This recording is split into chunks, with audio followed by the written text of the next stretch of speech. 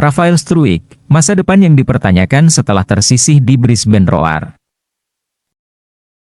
Rafael Struijk, pemain muda berbakat asal Indonesia, sempat menjadi sorotan ketika bergabung dengan Brisbane Roar, salah satu klub di A-League Australia.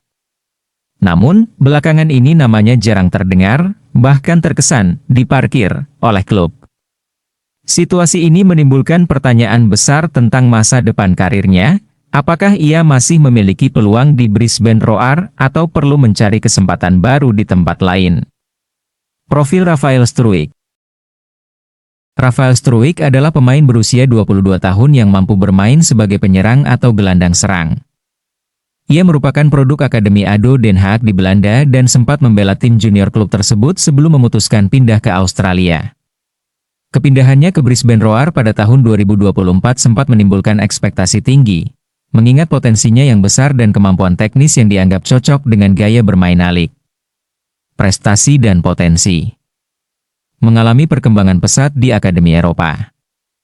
Memiliki kemampuan dribbling dan visi permainan yang baik, sempat menjadi andalan starter timnas Indonesia. Namun, sejak bergabung dengan Brisbane Roar, ia kesulitan menembus starting 11 dan lebih sering menghangatkan bangku cadangan. Situasi di Brisbane Roar. Mengapa Struijk jarang dimainkan? Beberapa faktor mungkin menjadi penyebab Rafael Struijk kesulitan mendapatkan menit bermain di Brisbane Roar. 1. Persaingan ketat di lini depan. Brisbane Roar memiliki beberapa pemain berpengalaman seperti Charlie Austin, ex-Premier League, dan Nikola Mileusnik. Persaingan di posisi penyerang sangat ketat, sehingga pelatih lebih memilih pemain yang sudah terbukti. 2. Gaya bermain yang belum cocok. A-League dikenal sebagai liga fisik dengan tempo tinggi. Struijk, yang terbiasa dengan gaya permainan teknis ala Eropa, mungkin masih beradaptasi dengan tuntutan Liga Australia. 3. Minimnya kepercayaan pelatih. Pelatih Brisbane Roar, Vidosic, tampaknya belum sepenuhnya yakin dengan kemampuan Struijk.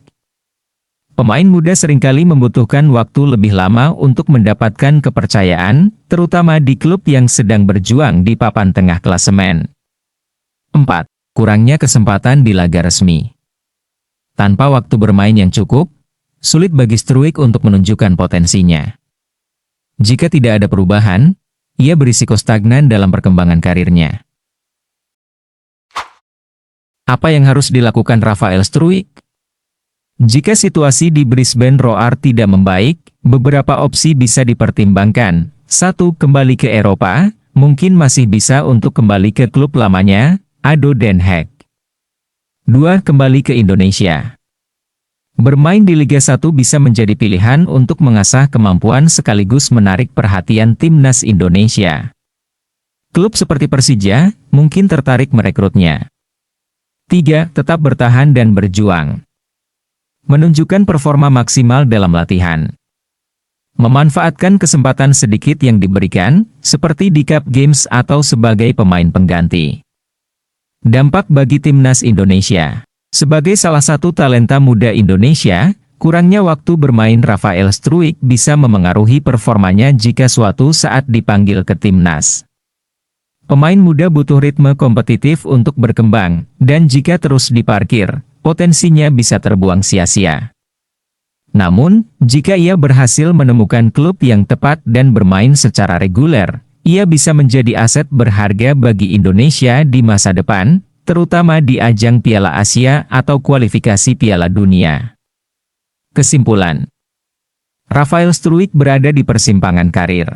Diparkirnya ia oleh Brisbane Roar bukanlah akhir dari segalanya, melainkan tantangan yang harus dihadapi. Keputusan berikutnya apakah bertahan, dicoba dipinjamkan, atau pindah klub akan sangat menentukan masa depannya.